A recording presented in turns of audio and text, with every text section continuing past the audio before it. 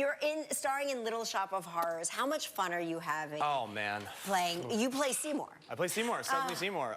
For those of you that aren't familiar with Little Shop of Horrors, if you're not necessarily a theater geek, this is a beloved show. I think aside from, this production being a really great one, it was a great show before I got there and will be a great show long after I've left it. So, you know, just getting a chance to do any of these kind of standards, favorites, is a joy, you know?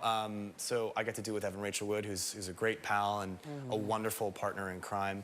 And I tell people, if you're my friend, you come for me, but stay for Evan Rachel Wood. She's like chef's kiss, wonderful. So yeah, come on down to West Side Theater. Some little off-Broadway fun. Yeah, we have a real soft spot. Yeah.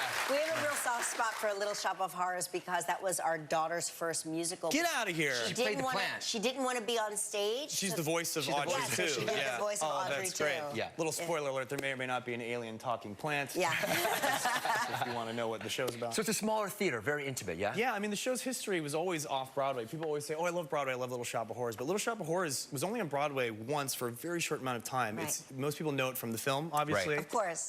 But off-Broadway in the 80s, it was done downtown at the Orpheum, which is where Stomp was for decades. Right, right. So the West Side Theater is an off-Broadway theater. It's small, it's intimate, so you really feel like you're in a little shop, as it were, of horrors, and it makes the kind of fun of it really...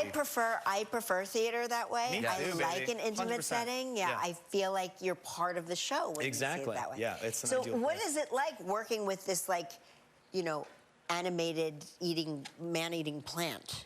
You know, I'm in showbiz, so I feel like I'm working with a lot of man-eating plants. On a day-to-day basis. Amen, brother. If I'm being honest, I speak the language very well. I've made it this long. You speak that language That's too? my friend, exactly. That's the most language I speak at home. No, I mean, if I'm really... My mom has an amazing green thumb. And I'm like the antichrist to that. I somehow manage to kill plants without even trying, so I think there's some kind of poetic justice of me now interacting with a plant that's trying to kill me as opposed to the other way around.